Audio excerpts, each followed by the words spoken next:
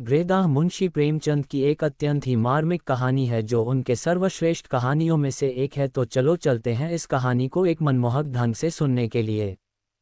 सत्यप्रकाश के जन्मोत्सव में लाला देवप्रकाश ने बहुत रुपये खर्च किए थे।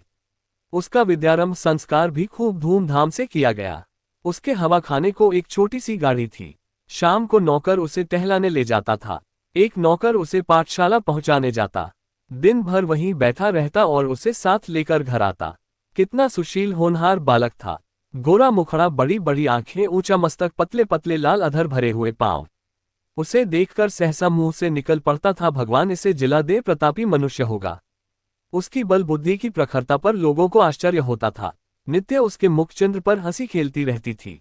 किसी ने उसे हट करते या रोते नहीं देखा। वर्षा के दिन थे। देवप्रकाश पत्नी को लेकर गंगा स्नान करने गए। नदी खूब चढ़ी हुई थी, मानो अनाथ की आंखें हों। उनकी पत्नी निर्मला जल में बैठकर जल क्रीड़ा करने लगी। कभी आगे जाती, कभी पीछे जाती, कभी डुबकी मारती, कभी अंजुलियों से छींटे उड़ाती। देवप्रकाश ने कहा, अच्छा अब निकलो, सर्दी हो जाएगी। निर्मला ने कहा, कहो मैं छाती तक पानी में चली जाऊं। देवप्रकाश, और जो कहीं पैर फिसल जाए। निर्मला, पैर क्या फिसलेगा, ये कहकर वह छाती तक पानी में चली गई। पति ने कहा, अच्छा अब आगे पैर न रखना, किंतु निर्मला के सिर पर मौत खेल रही थी। ये जल क्रीड़ा नहीं, मृत्यु क्रीड़ा थी। उसने एक पग और आगे बढ़ाया और फिसल गई। मुंह से एक चीख निकली, दोनों हाथ सहारे के लिए ऊपर उठे और फिर जलमग्न हो गए। एक पल में प्यासी नदी उसे पी गई। देवप्रकाश खड़े तौलिया से देह पोंछ रहे थे। तुरंत पानी में कूदे, साथ का कहार भी कूदा। दो मल्लाह भी कूद पड़े। सबने डुबकियां मारी, टटोला, पर निर्मला का पता न चला। तब डोंगी मिंगवाई गई। मल्लाह ने बार बार गोते मारे पर लाश हाथ न आई। देवप्रकाश शोक में डूबे हुए घर आए। सत्यप्रकाश किसी उपहार की आशा से दौड़ा। पिता ने गोद में उठा लिया और बड़े यत्न करने पर भी अपनी सिसकी को न रोक सके। सत्यप्रकाश ने पूछा, अम्मा कहाँ है? देव बेटा, गंगा ने उन्हें नेवता खाने के लिए रोक लिया। सत्यप्रकाश ने उनके मुख की ओर जिज्ञासा भाव से देखा और आश्चर्य समझ गया। अम्मा अम्मा कहकर रोने लगा। मात्रहीन बालक संसार का सबसे करुणाजनक प्राणी है। दीन से दीन प्राणियों को भी ईश्वर का आधार होता है, जो उनके हृदय को सहलाता रहता है। मात्रहीन बालक इस आधार से वंचित होता है। माता ही उसके जीवन का एकमात्र आधार होती है। माता के बिना वह पंखहीन पक्षी है। सत्यप्रकाश का एकांत से प्रेम हो गया। अकेला बैठा रहता। वृक्षों में उसे कुछ कुछ सहानुभूति का अज्ञात अनुभव होता था, जो घर के प्राणियों से उसे न मिलती थी। माता का प्रेम था तो सभी प्रेम करते थे, माता का प्रेम उठ गया तो सभी निष्ठुर हो गए। पिता की आंखों में भी वह प्रेम ज्योति न रही। दरिद्र को कौन भिक्षा देता है। 6 महीने बीत गए। सहसा एक दिन उसे मालूम हुआ, मेरी नई माता आने वाली है। दौड़ा पिता के पास गया और पूछा, क्या मेरी नई माता आएंगी? पिता ने कहा, हाँ बेटा, वे आकर तुम्हें प्यार करेगी। सत्य, क्या मेरी ही मां स्वर्ग से आ जाएंगी? देव, हाँ वही माता आ जाएगी। सत्य, मुझे उसी तरह प्यार करेगी। देवप्रकाश इसका क्या उत्तर देते, मगर सत्यप्रकाश उस दिन से प्रसन्न मन रहने लगा। अम्मा आएंगी, मुझे गोद में लेकर प्यार करेगी। अब मैं उन्हें कभी दिख न करूंगा, कभी जिद न करूंगा, उन्हें अच्छी कहानियां सुनाया करूंगा। विवाह के दिन आए। घर में तैयारियां होने लगी। सत्यप्रकाश खुशी से फूला न समाता। मेरी नई अम्मा आएंगी। बारात में वह भी गया। नए नए कपड़े मिले। पालकी पर बैठा। नानी ने अंदर बुलाया और उसे गोद में लेकर एक अशर्फी दी। वहीं उसे नई माता के दर्शन हुए। नानी ने नई माता से कहा, बेटी कैसा सुंदर बालक है, इसे प्यार करना। सत्यप्रकाश ने नई माता को देखा और मुग्ध हो गया। बच्चे भी रूप के उपासक होते हैं। एक लावण्यमयी मूर्ति आभूषण से लदी सामने खड़ी थी। उसने दोनों हाथों से उसका अंचल पकड़कर कहा, अम्मा। कितना अरुचिकर शब्द था, कितना लज्जायुक्त, कितना अप्रिय। वह ललना जो देवप्रिया नाम से संबोधित होती थी, यह उत्तरदायित्व, त्याग और क्षमा का संबोधन न सह सकी। अभी वह प्रेम और विलास का सुख स्वप्न देख रही थी, यौवन काल की मदमाय वायुतरंगों में आंदोलित हो रही थी। इस शब्द ने उसके स्वप्न को भंग कर दिया। कुछ रुष्ट होकर बोली, मुझे अम्मा मत कहो। सत्यप्रकाश ने विस्मित नेत्रों से देखा। उसका बाल स्वप्न भी भंग हो गया। आंखें डबडबा गईं। नानी ने कहा, बेटी देखो, लड़के का दिल छोटा हो गया। वह क्या जाने क्या कहना चाहिए। अम्मा कह दिया तो तुम्हें कौन सी चोट लग गई? देवप्रिया ने कहा, मुझे अम्मा न कहे। सौत का पुत्र विमाता की आंखों में क्यों इतना खटकता है, इसका निर्णय आज तक किसी मनोभाव के पंडित ने नहीं किया। हम किस गिनती में हैं? देवप्रिया जब तक गर्भिणी न हुई, वह सत्यप्रकाश से कभी कभी बातें करती, कहानियां सुनाती, किंतु गर्भिणी होते ही उसका व्यवहार कठोर हो गया और प्रसवकाल जो जो निकट आता था उसकी कठोरता बढ़ती ही जाती थी। जिस दिन उसकी गोद में एक चांद से बच्चे का आगमन हुआ, सत्यप्रकाश खूब उछला कूदा और सौरगृह में दौड़ा हुआ बच्चे को देखने लगा। बच्चा देवप्रिया की गोद में सो रहा था। सत्यप्रकाश ने बड़ी उत्सुकता से बच्चे को विमाता की गोद से उठाना चाहा कि सहसा देवप्रिया ने सरोष स्वर में कहा, खबरदार इसे मत छूना, नहीं तो कान पकड़कर उखाड़ लूंगी। बालक उल्टे पांव लौट आया और कोठे की छत पर जाकर खूब रोया। कितना सुंदर बच्चा है, मैं उसे गोद में लेकर बैठता तो कैसा मजा आता। मैं उसे गिराता थोड़े ही, फिर इन्होंने क्यों मुझे झिड़क दिया। भोला बालक क्या जानता था कि इस झिड़की का कारण माता की सावधानी नहीं, कुछ और ही है। एक दिन शिशु सो रहा था। उसका नाम ज्ञानप्रकाश रखा गया था।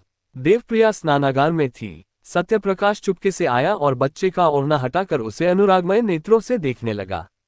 उसका जी कितना चाहा कि उसे गोद में लेकर प्यार करूं, पर डर के मारे उसने उसे उठाया नहीं, केवल उसके कपोलों को चूमने लगा। इतने में देवप्रिया निकल आई। सत्यप्रकाश को बच्चे को चूमते देखकर आग हो गई। दूर ही से डांटा, हट जा वहां से। सत्यप्रकाश माता को दीन नेत्रों से देखता हुआ बाहर निकल आया। संध्या समय उसके पिता ने पूछा, तुम लल्ला को क्यों रुलाया करते हो। सत्य, मैं तो उसे कभी नहीं रुलाता, अम्मा खिलाने को नहीं देती। देव, झूठ बोलते हो, आज तुमने बच्चे को चुटकी काटी। सत्य, जी नहीं, मैं तो उसकी मुच्छियां ले रहा था। देव, झूठ बोलता है। सत्य, मैं झूठ नहीं बोलता। देवप्रकाश को क्रोध आ गया। लड़के को 2-3 तमाचे लगाए। पहली बार ये ताड़ना मिली और निरपराध। इसने उसके जीवन की कायापलट कर दी। उस दिन से सत्यप्रकाश के स्वभाव में एक विचित्र परिवर्तन दिखाई देने लगा। वह घर में बहुत कम आता। पिता आते तो उनसे मुंह छिपाता फिरता। कोई खाना खाने को बुलाने आता तो चोरों की भांति दुबका हुआ जाकर खा लेता। न कुछ मांगता न कुछ बोलता। पहले अत्यंत कुशाग्र बुद्धि था। उसकी सफाई सलीके और फुर्ती पर लोग मुग्ध हो जाते थे। अब वह पढ़ने से जी चुराता, मैले कुचैले कपड़े पहने रहता। घर में कोई प्रेम करने वाला न था। बाजार के लड़कों के साथ गली गली घूमता, कनकौवे लूटता, गालियां बकना भी सीख गया। शरीर भी दुर्बल हो गया। चेहरे की कांति गायब हो गई। देवप्रकाश को अब आए दिन उसकी शरारतों के उलाहने मिलने लगे और सत्यप्रकाश नित्य घुड़कियां और तमाचे खाने लगा, यहाँ तक कि अगर वह घर में किसी काम से चला जाता तो सब लोग दूर दूर करके दौड़ाते। ज्ञानप्रकाश को पढ़ाने के लिए मास्टर आता था। देवप्रकाश उसे रोज सैर कराने साथ ले जाते। हंसमुख लड़का था। देवप्रिया उसे सत्यप्रकाश के साथ से भी बचाती रहती थी। दोनों लड़कों में कितना अंतर था। एक साफ सुथरा सुंदर कपड़े पहने, शील और विनय का पुतला, सच बोलने वाला, देखने वालों के मुंह से अनायास ही दुआ निकल आती थी। दूसरा मैला नटखट, चोरों की तरह मुंह छिपाए हुए, मुंहफट बात बात पर गालियां बकने वाला। एक हरा भरा पौधा था, प्रेम से प्लावित, स्नेह से सिंचित। दूसरा सूखा हुआ टेढ़ा पल्लवीन नववृक्ष था, जिसकी जड़ों को एक मुद्दत से पानी नहीं नसीब हुआ। एक को देखकर पिता की छाती ठंडी होती थी, दूसरे को देखकर देह में आग लग जाती थी। आश्चर्य यह था कि सत्यप्रकाश को अपने छोटे भाई से लेशमात्र भी ईर्ष्या न थी। अगर उसके हृदय में कोई कोमल भाव शेष रह गया था तो वह अपने भाई के प्रति स्नेह था। उस मरुभूमि में यही एक हरियाली थी। ईर्ष्या साम्य भाव की द्योतक है। सत्यप्रकाश अपने भाई को अपने से कहीं ऊंचा, कहीं भाग्यशाली समझता था। उसमें ईर्ष्या का भाव ही लोप हो गया था। घृणा से घृणा उत्पन्न होती है, प्रेम से प्रेम। ज्ञान भी बड़े भाई को चाहता था। कभी कभी उसका पक्ष लेकर अपनी माँ से वाद विवाद कर कहता, भैया की अचकन फट गई है, आप नई अचकन क्यों नहीं बनवा देती। माँ उत्तर देती, उसके लिए वही अचकन अच्छी है, अभी क्या कभी तो वह नंगा फिरेगा। ज्ञानप्रकाश बहुत चाहता था कि अपने जेब खर्च से बचाकर कुछ अपने भाई को दे, पर सत्यप्रकाश कभी इसे स्वीकार न करता था। वास्तव में जितनी देर वह छोटे भाई के साथ रहता उतनी देर उसे एक शांतिमय आनंद का अनुभव होता। थोड़ी देर के लिए वह सद्भावों के साम्राज्य में विचरने लगता। उसके मुख से कोई भद्दी और अप्रिय बात न निकलती। एक क्षण के लिए उसकी सोई हुई आत्मा जाग उठती। एक बार कई दिन तक सत्यप्रकाश मदरसे न गया। पिता ने पूछा, तुम आजकल पढ़ने क्यों नहीं जाते, क्या सोच रखा है कि मैंने तुम्हारी जिंदगी भर का ठेका ले रखा है। सत्य, मेरे ऊपर जुर्माने और फीस के कई रुपये हो गए हैं। जाता हूं तो दर्जे से निकाल दिया जाता हूं। देव, फीस क्यों बाकी है, तुम तो महीने महीने ले लिया करते हो ना। सत्य, आए दिन चंदे लगा करते हैं, फीस के रुपये चंदे में दे दिए। देव, और जुर्माना क्यों हुआ। सत्य, फीस न देने के कारण। देव, तुमने चंदा क्यों दिया। सत्य, ज्ञानू ने चंदा दिया तो मैंने भी दिया। देव, तुम ज्ञानू से जलते हो। सत्य, मैं ज्ञानू से क्यों जलने लगा? यहाँ हम और वह दो हैं, बाहर हम और वह एक समझे जाते हैं। मैं यह नहीं कहना चाहता कि मेरे कुछ नहीं है। देव, क्यों ये कहते शर्म आती है? सत्य, जी हाँ, आपकी बदनामी होगी। देव, अच्छा तो आप मेरी मानरक्षा करते हैं। ये क्यों नहीं कहते कि पढ़ना अब मुझे मंजूर नहीं है? मेरे पास इतना रुपया नहीं कि तुम्हें एक एक क्लास में 3-3 साल पढ़ाऊं और ऊपर से तुम्हारे खर्च के लिए भी प्रतिमास कुछ दूं। ज्ञान बाबू तुमसे कितना छोटा है, लेकिन तुमसे एक ही दर्जा नीचे है। तुम इस साल जरूर ही फेल होगे और वह जरूर ही पास होकर अगले साल तुम्हारे साथ हो जाएगा। तब तो तुम्हारे मुंह में कालिख लगेगी। सत्य, विद्या मेरे भाग्य ही में नहीं है। देव, तुम्हारे भाग्य में क्या है? सत्य, भीख मांगना। देव, तो फिर भीख मांगो, मेरे घर से निकल जाओ। देवप्रिया भी आ गई, बोली शर्माता तो नहीं और बातों का जवाब देता है। सत्य, जिनके भाग्य में भीख मांगना होता है वही बचपन में अनाथ हो जाते हैं। देवप्रिया, ये जली कटी बातें अब मुझसे न सही जाएंगी। मैं खून का घूंट पी पी कर रह जाती हूँ। देवप्रकाश बेहया है, कल से इसका नाम कटवा दूंगा। भीख मांगनी है तो भीख ही मांगे। दूसरे दिन सत्यप्रकाश ने घर से निकलने की तैयारी कर दी। उसकी उम्र अब 16 साल की हो गई थी। इतनी बातें सुनने के बाद अब उसे उस घर में रहना असह्य हो गया। जब हाथ पांव न थे, किशोरावस्था की असमर्थता थी, तब तक अवहेलना, निरादर, निष्ठुरता, भर्त्सना सब कुछ सहकर घर में रहता था। अब हाथ पांव हो गए थे, उस बंधन में क्यों रहता? आत्माभिमान आशा की भांति बहुत चिरंजीवी होता है। गर्मी के दिन थे, दोपहर का समय, घर के सब प्राणी सो रहे थे। सत्यप्रकाश ने अपनी धोती बगल में दबाई छोटा सा बैग हाथ में लिया और चाहता था कि चुपके से बैठक से निकल जाए कि ज्ञानू आ गया और उसे कहीं जाने को तैयार देखकर बोला, कहाँ जाते हो भैया? सत्य, जाता हूँ, कहीं नौकरी करूंगा। ज्ञानू, मैं जाकर अम्मा से कहे देता हूँ। सत्य, तो फिर मैं तुमसे छिपकर चला जाऊंगा। ज्ञानू, क्यों चले जाओगे? तुम्हें मेरी जरा भी मोहब्बत नहीं?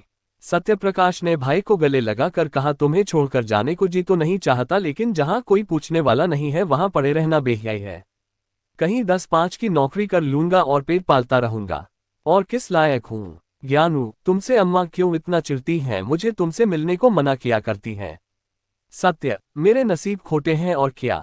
ज्ञानू, तुम लिखने पढ़ने में जी नहीं लगाते।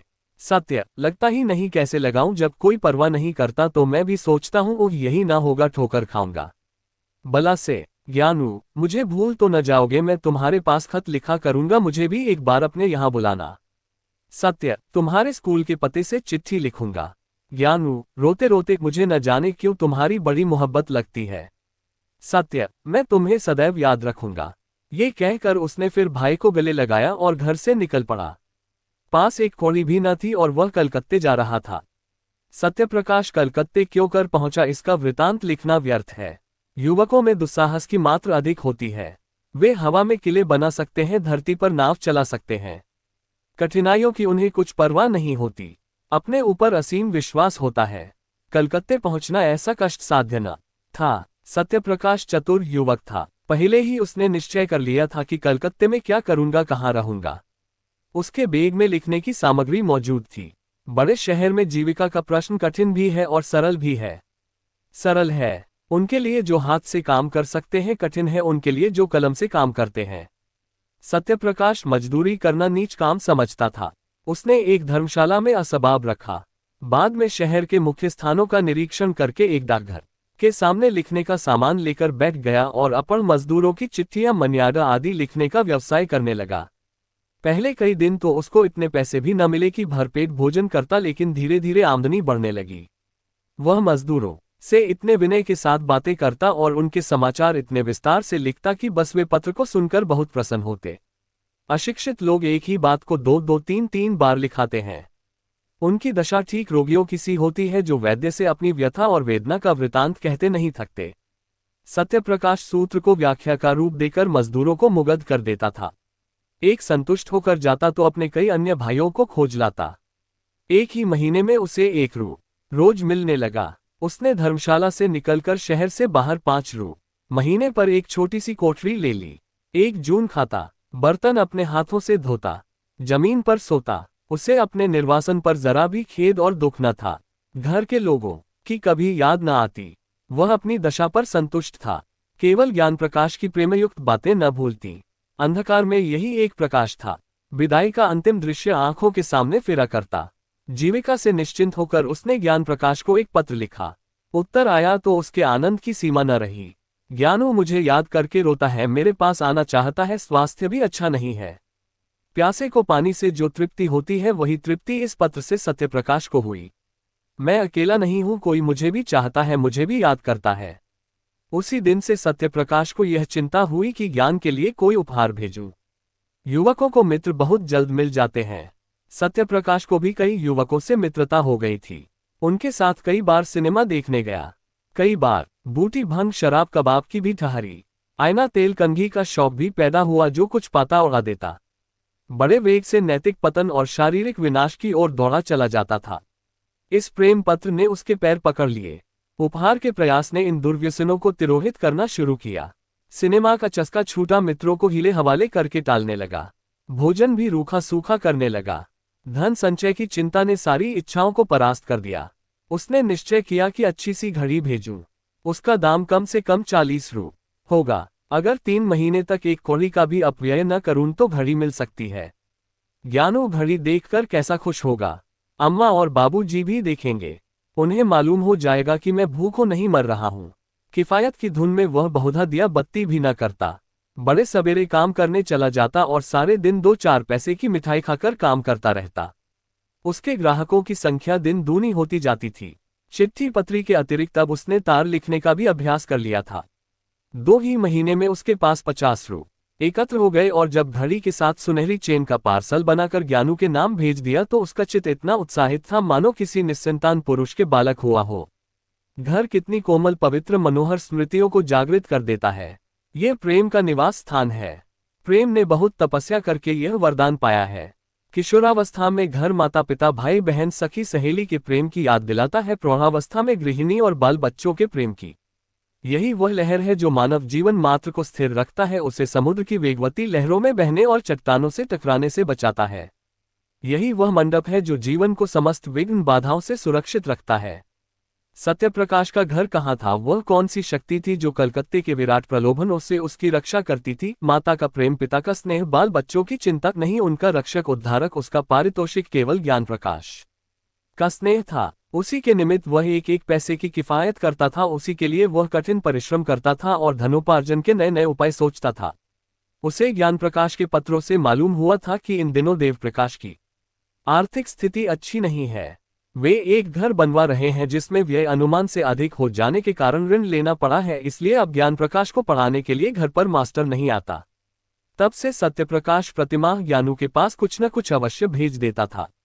वह अब केवल पत्रलेखक न था, लिखने के सामान की एक छोटी दुकान भी उसने खोल ली थी। इससे अच्छी आमदनी हो जाती थी। इस तरह 5 वर्ष बीत गए। रसिक मित्रों ने जब देखा कि अब यह हत्थे नहीं चढ़ता तो उसके पास आना जाना छोड़ दिया। संध्या का समय था। देवप्रकाश अपने मकान में बैठे देवप्रिया से ज्ञान प्रकाश के विवाह के संबंध में बातें कर रहे थे। ज्ञानू अब 17 वर्ष का सुंदर युवक था। बाल विवाह के विरोधी होने पर भी देवप्रकाश अब इस शुभ मुहूर्त को न टाल सकते थे। विशेषतः जब कोई महाशय 50,000 रु दायज देने को प्रस्तुत हो। देवप्रकाश, मैं तो तैयार हूं, लेकिन तुम्हारा लड़का भी तो तैयार हो। देवप्रिया, तुम बातचीत पक्की कर लो, वह तैयार हो ही जाएगा। सभी लड़के पहले नहीं करते हैं। देव, ज्ञानू का इनकार केवल संकोच का इनकार नहीं है, वह सिद्धांत का इनकार है। वह साफ साफ कह रहा है कि जब तक भैया का विवाह न होगा मैं अपना विवाह करने पर राजी नहीं हूं। देवप्रिया, उसकी कौन चलावे, वहां कोई रखैली रख ली होगी, विवाह क्यों करेगा, वहां कोई देखने जाता है। देव, झुंझला कर, रखैली रख ली होती तो तुम्हारे लड़के को 40 रु महीने न भेजता और न वे चीजें ही देता जो पहले महीने से अब तक बराबर देता चला आता है। न जाने क्यों तुम्हारा मन उसकी ओर से इतना मैला हो गया है। चाहे वह जान निकाल कर भी दे दे लेकिन तुम न पसीजोगी। देवप्रिया नाराज होकर चली गई। देवप्रकाश उससे यही कहलाना चाहते थे कि पहले सत्यप्रकाश का विवाह करना उचित है, किंतु वह कभी इस प्रसंग को आने ही न देती थी। स्वयं देवप्रकाश की यह हार्दिक इच्छा थी कि पहले बड़े लड़के का विवाह करें, पर उन्होंने भी आज तक सत्यप्रकाश को कोई पत्र न लिखा था। देवप्रिया के चले जाने के बाद उन्होंने आज पहली बार सत्यप्रकाश को पत्र लिखा। पहले इतने दिनों तक चुपचाप रहने के लिए क्षमा मांगी, तब उसे एक बार घर आने का प्रेमाग्रह किया। लिखा, अब मैं कुछ ही दिनों का मेहमान हूं। मेरी अभिलाषा है कि तुम्हारा और तुम्हारे छोटे भाई का विवाह देख लूं। मुझे बहुत दुख होगा यदि तुम मेरी विनय स्वीकार न करोगे। ज्ञान प्रकाश के असमंजस की बात भी लिखी, अंत में इस बात पर जोर दिया कि किसी और विचार से नहीं तो ज्ञानू के प्रेम के नाते ही तुम्हें इस बंधन में पड़ना होगा। सत्यप्रकाश को ये पत्र मिला तो उसे बहुत खेद हुआ। मेरे भ्रातृस्नेह का ये परिणाम होगा मुझे न मालूम था। इसके साथ ही उसे यह ईर्ष्या में आनंद हुआ कि अम्मा और दादा को अब तो कुछ मानसिक पीड़ा होगी। मेरी उन्हें क्या चिंता थी, मैं तो मर भी जाऊं तो भी उनकी आंखों में आंसू न आए। 7 वर्ष हो गए, कभी भूल कर भी पत्र न लिखा कि मरा है या जीता है। अब कुछ चेतावनी मिलेगी। ज्ञान प्रकाश अंत में विवाह करने पर राजी तो हो जाएगा, लेकिन सहज में नहीं। कुछ न हो तो मुझे तो एक बार अपने इनकार के कारण लिखने का अवसर मिला। ज्ञानू को मुझसे प्रेम है, लेकिन उसके कारण मैं पारिवारिक अन्याय का दोषी न बनूंगा। हमारा पारिवारिक जीवन संपूर्णतः अन्यायमय है। ये कुमति और वैमनस्य, क्रूरता और नृशंसता का बीजारोपण करता है। इसी माया में फंसकर मनुष्य अपनी संतान का शत्रु हो जाता है। न मैं आंखों देखकर यह मक्खी न निगलूंगा। मैं ज्ञानू को समझाऊंगा अवश्य। मेरे पास जो कुछ जमा है वह सब उसके विवाह के निमित्त अर्पण भी कर दूंगा। बस इससे ज्यादा मैं और कुछ नहीं कर सकता। अगर ज्ञानू भी अविवाहित रहे तो संसार कौन सूना हो जाएगा। ऐसे पिता का पुत्र क्या वंश परंपरा का पालन न करेगा? क्या उसके जीवन में फिर वही अभिनय न दोहराया जाएगा जिसने मेरा सर्वनाश कर दिया? दूसरे दिन सत्यप्रकाश ने 500 रु पिता के पास भेजे और पत्र का उत्तर लिखा कि मेरा अहोभाग्य जो आपने मुझे याद किया। ज्ञानू का विवाह निश्चित हो गया, इसकी बधाई। इन रुपयों से नववधू के लिए कोई आभूषण बनवा दीजिएगा। रही मेरे विवाह की बात, मैंने अपनी आंखों से जो कुछ देखा है और मेरे सिर पर जो कुछ बीता है उस पर ध्यान देते हुए यदि मैं कुटुंब पाश में फंसूं तो मुझसे बड़ा उल्लू संसार में न होगा। मुझे आशा है आप मुझे क्षमा करेंगे। विवाह की चर्चा ही से मेरे हृदय को आघात पहुंचता है। दूसरा पत्र ज्ञान प्रकाश को लिखा कि माता पिता की आज्ञा को शिरोधार्य करो। मैं अपर्ण मूर्ख बुद्धिहीन आदमी हूं, मुझे विवाह करने का कोई अधिकार नहीं है। मैं तुम्हारे विवाह के शुभोत्सव में सम्मिलित न हो सकूंगा, लेकिन मेरे लिए इससे बढ़कर आनंद और संतोष का कोई विषय नहीं हो सकता। देवप्रकाश ये पढ़कर अवाक रह गए। फिर आग्रह करने का साहस न हुआ। देवप्रिया ने नाक सिकोड़कर कहा, ये लौंडा देखने को सीधा है जहर का बुझाया हुआ। कैसा 100 कोस से बैठा हुआ बर्छियों से छेद रहा है। किंतु ज्ञान प्रकाश ने ये पत्र पढ़ा तो उसे मर्माघात पहुंचा। दादा और अम्मा के अन्याय ने ही उन्हें ये भीषण व्रत धारण करने पर बाध्य किया है। इन्हीं ने उन्हें निर्वासित किया है और शायद सदा के लिए। न जाने अम्मा को उनसे क्यों इतनी जलन हुई। मुझे तो अब याद आता है कि किशोरावस्था ही से वे बड़े आज्ञाकारी, विनयशील और गंभीर थे। अम्मा की बातों का उन्हें जवाब देते नहीं सुना। मैं अच्छे से अच्छा खाता था, फिर भी उनके तीव्र मैले न हुए, हालांकि उन्हें जलना चाहिए था। ऐसी दशा में अगर उन्हें गार्हस्थ्य जीवन से घृणा हो गई तो आश्चर्य ही क्या, फिर मैं ही क्यों इस विपत्ति में फंसूं? कौन जाने मुझे भी ऐसी ही परिस्थिति का सामना करना पड़े। भैया ने बहुत सोच समझ कर यह धारणा की है। संध्या समय जब उसके माता पिता बैठे हुए इसी समस्या पर विचार कर रहे थे, ज्ञानप्रकाश ने आकर कहा, मैं कल भैया से मिलने जाऊंगा। देवप्रिया, क्या कलकत्ते जाओगे? ज्ञान, जी हाँ। देवप्रिया, उन्हीं को क्यों नहीं बुलाते? ज्ञान, उन्हें कौन मुंह लेकर बुलाऊं? आप लोगों ने पहले ही मेरे मुंह में कालिख लगा दी है। ऐसा देव पुरुष आप लोगों के कारण विदेश में ठोकर खा रहा है और मैं इतना निर्लज हो जाऊं कि। देवप्रिया, अच्छा चुप रह, नहीं ब्याह करना है, न कर जले पर लोन मत छिड़क। माता पिता का धर्म है इसलिए कहती हूं, नहीं तो यहां ठेंगे की परवाह नहीं है। तू चाहे ब्याह कर चाहे कुंवारा रह, पर मेरी आंखों से दूर हो जा। ज्ञान, क्या मेरी सूरत से भी घृणा हो गई? देवप्रिया, जब तू हमारे कहने ही में नहीं तो जहां चाहे रह। हम भी समझ लेंगे कि भगवान ने लड़का ही नहीं दिया। देव, क्यों व्यर्थ में ऐसे कटुवचन बोलती हो? ज्ञान, अगर आप लोगों की यही इच्छा है तो यही होगा। देवप्रकाश ने देखा कि बात का बतंगड़ हुआ चाहता है, ज्ञानप्रकाश को इशारे से टाल दिया और पत्नी के क्रोध को शांत करने की चेष्टा करने लगे। मगर देवप्रिया फूट फूट कर रो रही थी और बार बार कहती थी, मैं इसकी सूरत नहीं देखूंगी। अंत में देवप्रकाश ने चिढ़कर कहा, तो तुम्ही ने तो कटुवचन कहकर उसे उत्तेजित कर दिया। देवप्रिया, ये सब विष उसी चांडाल ने बोया है जो यहां से 7 समुद्र पार बैठा मुझे मिट्टी में मिलाने का उपाय कर रहा है। मेरे बेटे को मुझसे छीनने के लिए उसने ये प्रेम का स्वांग भरा है। मैं उसकी नस नस पहचानती हूं। उसका यह मंत्र मेरी जान लेकर छोड़ेगा नहीं तो मेरा ज्ञानू, जिसने कभी मेरी बात का जवाब नहीं दिया, यो मुझे न जलाता। देव, अरे तो क्या वह विवाह ही न करेगा? अभी गुस्से में अनाप शनाप बक गया है। जरा शांत हो जाएगा तो मैं समझा कर राजी कर दूंगा। देवप्रिया मेरे हाथ से निकल गया। देवप्रिया की आशंका सत्य निकली। देवप्रकाश ने बेटे को बहुत समझाया। कहा तुम्हारी माता इस शोक से मर जाएगी, किंतु कुछ असर न हुआ। उसने एक बार नहीं करके हाँ न की। निदान पिता भी निराश होकर बैठ रहे। 3 साल तक प्रतिवर्ष विवाह के दिनों में ये प्रश्न उठता रहा, पर ज्ञानप्रकाश अपनी प्रतिज्ञा पर अटल रहा। माता का रोना धोना निष्फल हुआ। हाँ, उसने माता की एक बात मान ली, वह भाई से मिलने कलकत्ता न गया। 3 साल में घर में बड़ा परिवर्तन हो गया। देवप्रिया की तीनों कन्याओं का विवाह हो गया। अब घर में उसके सिवा कोई स्त्री न थी। सूना घर उसे फाड़े खाता था। जब वह नैराश्य और क्रोध से पागल हो जाती तो सत्यप्रकाश को खूब जी भर कर कोसती। मगर दोनों भाइयों में प्रेम पत्र व्यवहार बराबर होता रहता था। देवप्रकाश के स्वभाव में एक विचित्र उदासीनता प्रकट होने लगी। उन्होंने पेंशन ले ली थी और प्रायः धर्मग्रंथों का अध्ययन किया करते थे। ज्ञानप्रकाश ने भी आचार्य की उपाधि प्राप्त कर ली थी और एक विद्यालय में अध्यापक हो गए थे। देवप्रिया अब संसार में अकेली थी। देवप्रिया अपने पुत्र को गृहस्थी की ओर खींचने के लिए नित्य टोने टोटके किया करती। बिरादरी में कौन सी कन्या सुंदरी है, गुणवती है, सुशिक्षिता है, उसका बखान किया करती, पर ज्ञानप्रकाश को इन बातों के सुनने की भी फुर्सत न थी। मोहल्ले के और घरों में नित्य ही विवाह होते रहते थे। बहुएं आती थीं, उनकी गोद में बच्चे खेलने लगते थे, घर गुलजार हो जाता था। कहीं विदाई होती थी, कहीं बधाइयां आती थीं, कहीं गाना बजाना होता था, कहीं बाजे बजते थे। ये चहल पहल देखकर देवप्रिया का चित्त चंचल हो जाता। उसे मालूम होता मैं ही संसार में सबसे अभागिनी हूँ। मेरे ही भाग्य में ये सुख भोगना नहीं बदा है।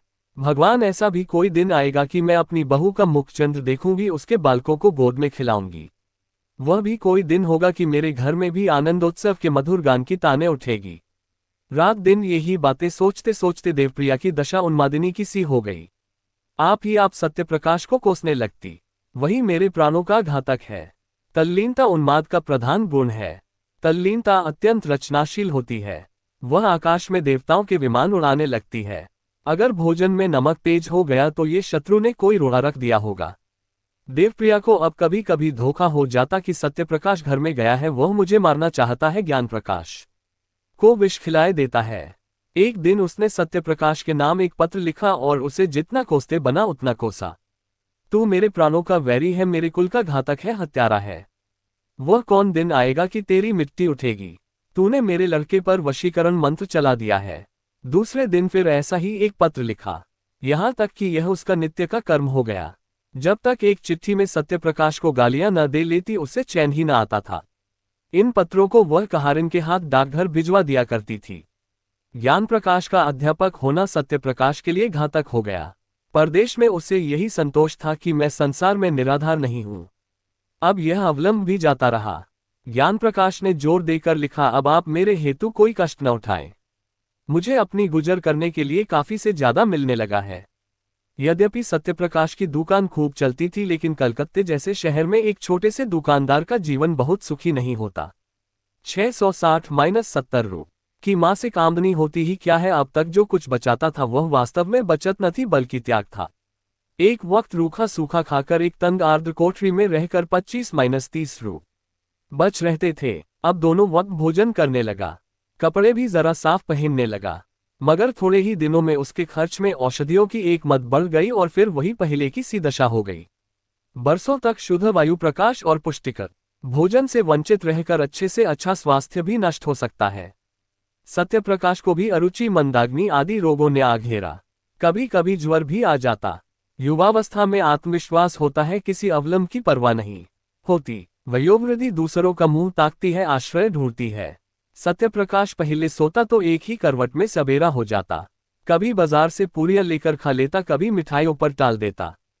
पर अब रात को अच्छी तरह नींद न आती। बाजारी भोजन से घृणा होती। रात को घर आता तो थक कर चूर चूर हो जाता था। उस वक्त चूल्हा जलाना, भोजन पकाना बहुत अखरता। कभी कभी वह अपने अकेलेपन पर रोता। रात को जब किसी तरह नींद न आती तो उसका मन किसी से बातें करने को लालायित होने लगता। पर वहां निशांतकार के सिवा और कौन था। दीवालों के कान चाहे हो मुंह नहीं होता। इधर ज्ञानप्रकाश के पत्र भी अब कम आते थे और वे भी रूखे। उनमें अब हृदय के सरल उद्गारों का लेश भी न होता। सत्यप्रकाश अब भी वैसे ही भाव में पत्र लिखता था, पर एक अध्यापक के लिए भावुकता कब शोभा देती है। शनैः शनैः सत्यप्रकाश को भ्रम होने लगा कि ज्ञानप्रकाश भी मुझसे निष्ठुरता करने लगा। नहीं तो क्या मेरे पास 2-4 दिन के लिए आना असंभव था। मेरे लिए तो घर का द्वार बंद है, पर उसे कौन सी बाधा है। उस गरीब को क्या मालूम कि यहाँ ज्ञानप्रकाश ने माता से कलकत्ते न जाने की कसम खा ली है। इस भ्रम ने उसे और भी हताश कर दिया। शहरों में मनुष्य बहुत होते हैं, पर मनुष्यता बिरले ही में होती है। सत्यप्रकाश उस बहुसंख्यक स्थान में भी अकेला था। उसके मन में अब एक नई आकांक्षा अंकुरित हुई। क्यों न घर लौट चलूं किसी संगिनी के प्रेम में, क्यों न शरण लूं वह सुख और शांति और कहाँ मिल सकती है। मेरे जीवन के निराशांधकार को और कौन ज्योति आलोकित कर सकती है। वह इस आवेश को अपनी संपूर्ण विचार शक्ति से रोकता, जिस भांति किसी बालक को घर में रखी हुई मिठाइयों की याद बार बार खेल से घर खींच लाती है, उसी तरह उसका चित्त भी बार बार उन्हीं मधुर चिंताओं में मग्न हो जाता था। वह सोचता, मुझे विधाता ने सब सुख से वंचित कर दिया है, नहीं तो मेरी दशा ऐसी हीन क्यों होती। मुझे ईश्वर ने बुद्धि न दी थी क्या मैं श्रम से जी चुराता था। अगर बालपन में ही मेरे उत्साह और अभिरुचि पर तुषार न पड़ गया होता, मेरी बुद्धि शक्तियों का गला न घोंट दिया गया होता, तो मैं आज आदमी होता। पेट पालने के लिए इस विदेश में न पड़ा रहता। नहीं, मैं अपने ऊपर यह अत्याचार न करूंगा। महीनों तक सत्यप्रकाश के मन और बुद्धि में यह संग्राम होता रहा। एक दिन वह दुकान से आकर चूल्हा जलाने जा रहा था कि डाकिये ने पुकारा। ज्ञानप्रकाश के सिवा उसके पास और किसी के पत्र न आते थे। आज ही उसका पत्र आ चुका था। ये दूसरा पत्र क्यों, किसी अनिष्ट की आशंका हुई। पत्र लेकर पढ़ने लगा। एक क्षण में पत्र उसके हाथ से छूटकर गिर पड़ा और वह सिर थाम कर बैठ गया कि जमीन पर न गिर पड़े। ये देवप्रिया की विषयुक्त लेखनी से निकला हुआ जहर का प्याला था, जिसने एक पल में संज्ञाहीन कर दिया। उसकी सारी मर्मांतक व्यथा, क्रोध, नैराश्य, कृतज्ञता, ग्लानि केवल एक ठंडी सांस में समाप्त हो गई। वह जाकर चारपाई पर लेटा रहा। मानसिक व्यथा आग से पानी हो गई। हाँ, सारा जीवन नष्ट हो गया। मैं ज्ञानप्रकाश का शत्रु हूँ। मैं इतने दिनों से केवल उसके जीवन को मिट्टी में मिलाने के लिए ही प्रेम का स्वांग भर रहा हूँ। भगवान, इसके तुम ही साक्षी हो। दूसरे दिन फिर देवप्रिया का पत्र पहुंचा। सत्यप्रकाश ने उसे लेकर फाड़ डाला, पढ़ने की हिम्मत न पड़ी। एक ही दिन पीछे तीसरा पत्र पहुंचा। उसका भी वही अंत हुआ। फिर वह एक नित्य का कर्म हो गया। पत्र आता और फाड़ दिया जाता, किंतु देवप्रिया का अभिप्राय बिना पढ़े ही पूरा हो जाता था। सत्यप्रकाश के मर्मस्थान पर एक चोट और पड़ जाती थी। 1 महीने की भीषण हार्दिक वेदना के बाद सत्यप्रकाश को जीवन से घृणा हो गई। उसने दुकान बंद कर दी, बाहर आना जाना छोड़ दिया। सारे दिन खाट पर पड़ा रहता। वे दिन याद आते जब माता पुचकार कर गोद में बिठा लेती और कहती, बेटा। पिता भी संध्या समय दफ्तर से आकर गोद में उठा लेते और कहते, भैया। माता की सजीव मूर्ति उसके सामने आ खड़ी होती, ठीक वैसी ही जब वह गंगा स्नान करने गई थी।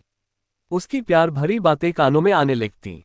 फिर वह दृश्य सामने आ जाता जब उसने नववधू माता को अम्मा कहकर पुकारा था। तब उसके कठोर शब्द याद आ जाते, उसके क्रोध से भरे हुए विकराल नेत्र आंखों के सामने आ जाते।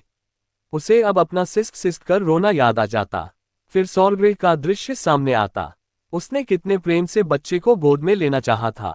तब माता के वज्र के से शब्द कानों में गूंजने लगते, हाय, उसी वज्र ने मेरा सर्वनाश कर दिया।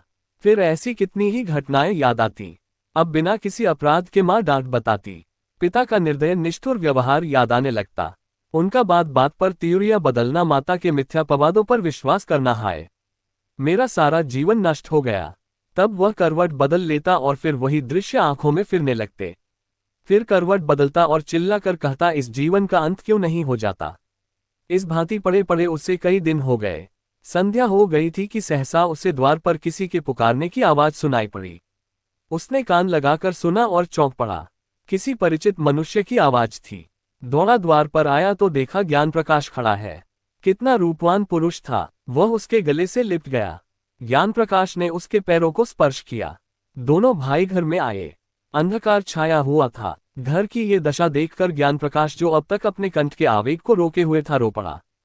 सत्यप्रकाश ने लालटेन जलाए। घर क्या था, भूत का डेरा था। सत्यप्रकाश ने जल्दी से एक कुर्ता गले में डाल लिया।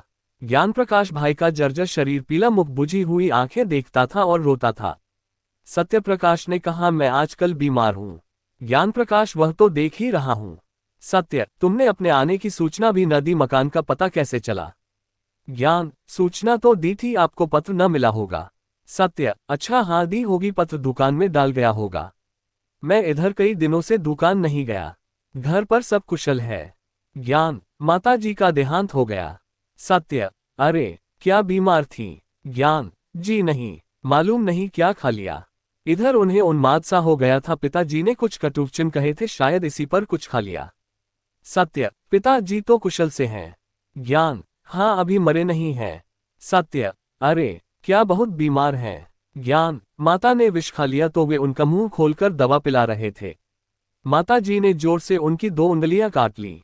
वही विष उनके शरीर में पहुंच गया। तब से सारा शरीर सूज आया है। अस्पताल में पड़े हुए हैं, किसी को देखते हैं तो काटने दौड़ते हैं। बचने की आशा नहीं है। सत्य, तब तो घर ही चौपट हो गया। ज्ञान, ऐसे घर को अब से बहुत पहले चौपट हो जाना चाहिए था। तीसरे दिन दोनों भाई प्रातःकाल कलकत्ते से विदा होकर चल दिए।